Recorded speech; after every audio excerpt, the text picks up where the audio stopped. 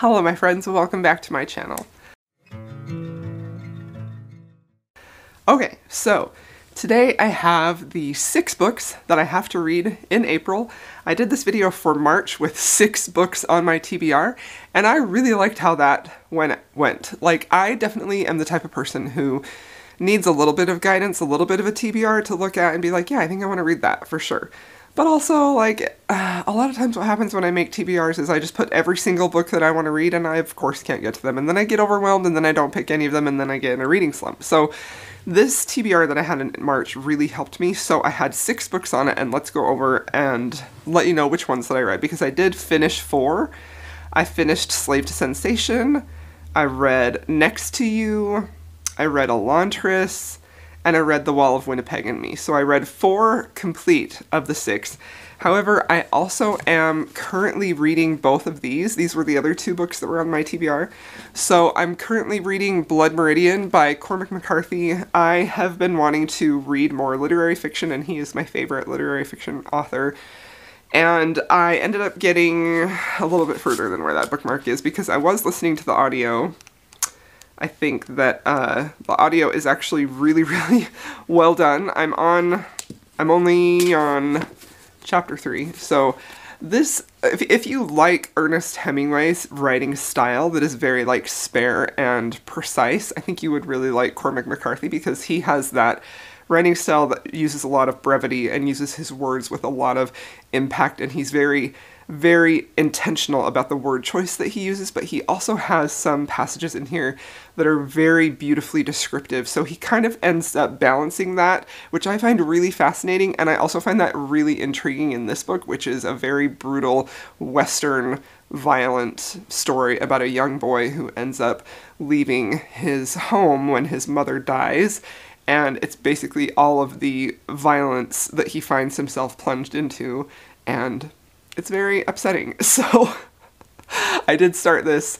I do plan to continue on with it. I'm not sure how fast I'm going to because I don't really think that I can read this book really quickly and get everything that I want to get out of it.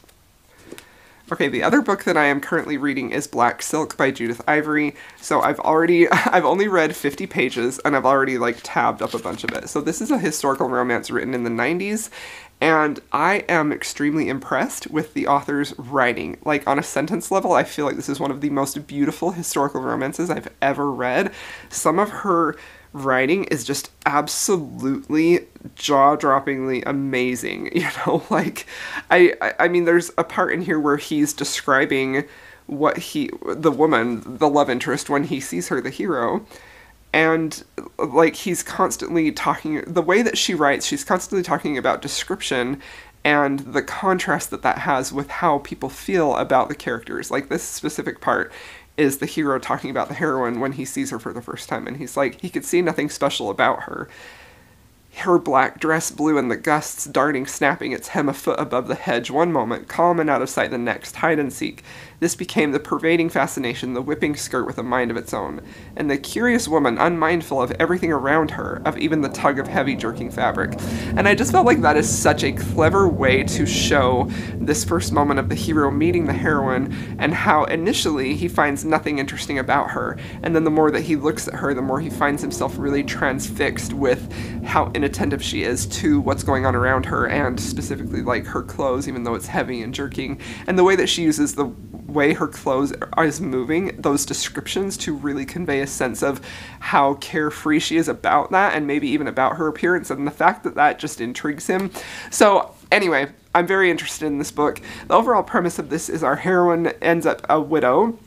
She was married to a much older man, and they actually had a really great love. So she's now a widow, and his illegitimate son is trying to strip all, well, he's not technically illegitimate, like, there's a little bit of complexity about if he's illegitimate or not. He's trying to get a title, but he's also filing a court, like, claim with the courts to try and make sure that she doesn't have anything. So she's kicked out of her home, she has no money, and she's living in a boarding house. And the hero is this 38-year-old man who basically is very wealthy and very handsome and is finding himself in a little bit of trouble with the law as well, with a woman who claims that he got her pregnant.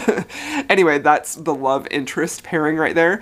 So at this point I'm on page 52 and they haven't even technically met yet. He's seen her, she's seen him, she knows of him.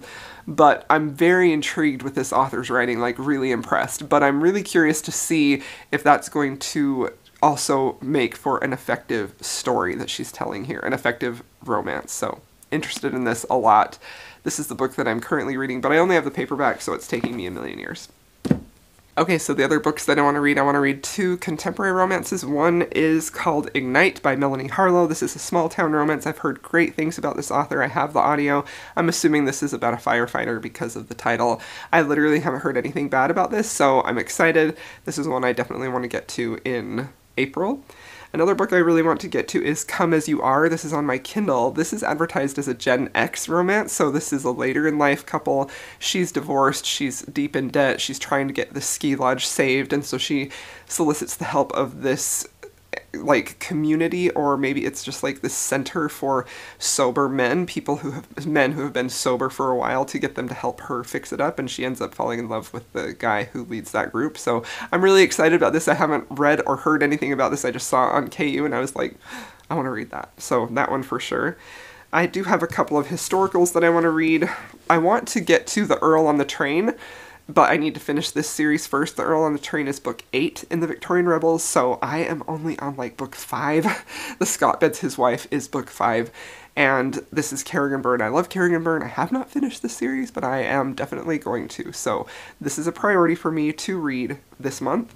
Another historical that I want to read is Simply Love by Mary Bellog. I did start this series last fall. I read the first book, gave it 5 stars. I love and adore Mary Bellog. I've been wanting to get back to her, and this series really caught my attention. The first book did, so I'm excited about this second one. I have this on audio, and I also have the paperback, but I couldn't find it, so you get a picture right here. Okay, and then the books that I want to reread, I'm going to allow myself some more rereads. One of them is Mistborn by Brandon Sanderson. I did read Elantris, which is the first book in the Casimir universe, so I have read this book before, and I want to read it again. So Mistborn, I'm excited about this one. This is a fantasy, adult fantasy, heist novel. It's a good time. And then the other book that I want to reread is Chain of Gold by Cassandra Clare. This is a YA fantasy. This is her newest series that just completed. This is also a reread for me, but I don't remember very much about it, so I'm very excited about this.